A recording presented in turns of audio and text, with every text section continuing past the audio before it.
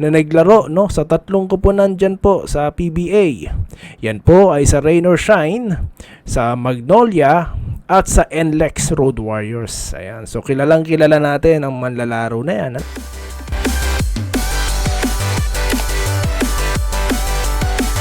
Ayan, so welcome back po no dito sa Doy TV Sports. At tayo po mayroon pong madaliang update po para po sa ating Gilas Pilipinas. Ayan.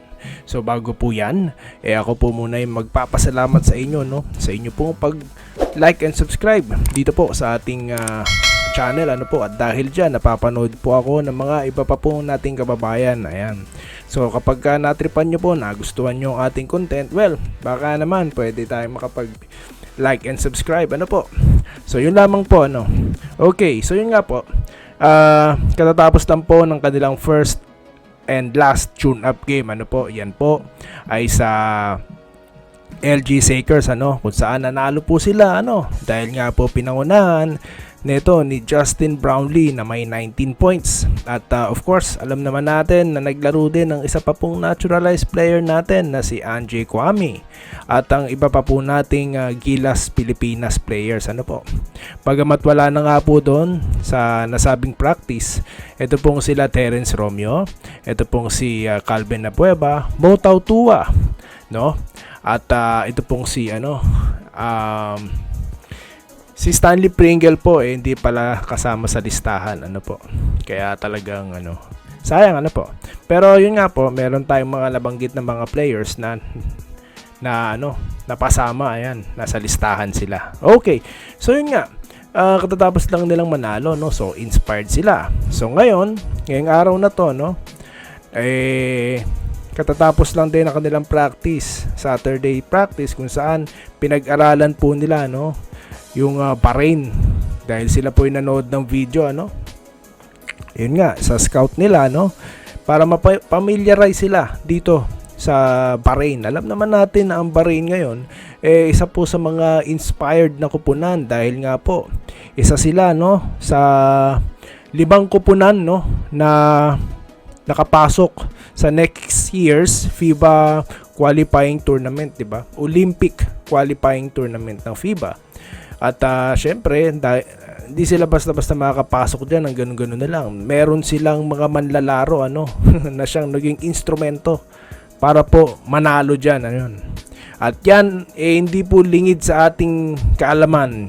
Maraming nakakakilala dito, ang kanilang naturalized player na si Wayne Chisholm. Ayan.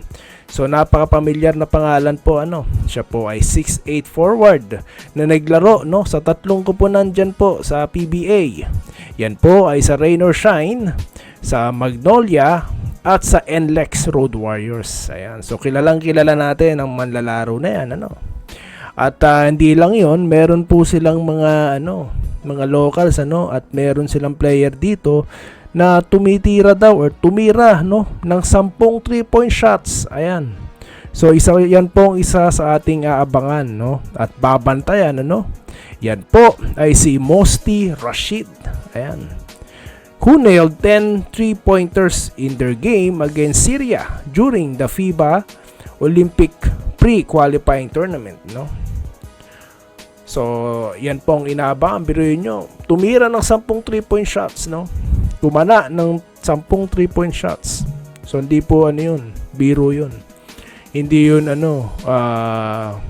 swerte o hindi yun basta lang naka-jackpot. 10 po yun. So, talagang nag-hit check So, yan po isa sa mga abangan natin. Kasi nga po, international type of game talagang tirahan sa tres yan. At alam ko gagamitin lang nila itong si Chisholm for immediate scoring, di ba? Option. Yan po lagi nating sinasabi pero wala tayong dapat ipag-alala dahil yan po expected na ng ating coach na si Coach Tim Cone. Alam naman nating matinding tactician yan Yun nga, nanood nga po sila ng video kung saan talagang pinag-aralan nila. They are going to pose some problems because they shoot the ball really well. They put a lot of pressure out there. Ayan, napanood po natin dati sa Sudan nung pinressure po natin sila. I mean tayo ng Sudan nakahabol po sila. At nanalo po sila, no? Bagamat nakalamang na po tayo ng ilang puntos nun. So mahilig din pala mag-pressure itong itong Bahrain. Ayan. Tignan natin ang strategy nila. Yun nga siguro, takbuhan, 3-point shot. So ina-anticipate na po ng kupunan natin ni Coach Tim Cone. Full focus po talaga is Bahrain muna, no? Bago na natin isipin itong Jordan na meron ding PBA import dati, former PBA import. So yan po nung ilan sa ating mga aabangan, no, sa kanilang bakbakan sa 26 na po, 26. At yan kanilang first game. Pagka first game po talaga dapat maipanalo yan para po talagang inspired tayo moving forward, lalo na sa kanilang next match na Jordan. At saka na po nating pag-uusapan yan sa susunod na video content. At yun lamang po ang ating update sa ngayon. At abang-abang po tayo dahil po hindi pa rin po nawawala yung 4 na players na possible po mag-suit up dyan, no? I mean, nabasa po natin na possible pa rin po silang piliin ni Coach Tim Cone kung ma-approve po ang ating appeal, no? Diyan po sa Hagok. So yun lamang po ang ating update at magkita-kita po tayo sa mga susunod na video content dito lamang sa Doy TV Sports. Maraming salamat po sa inyong panonood. Salamat po sa panonood.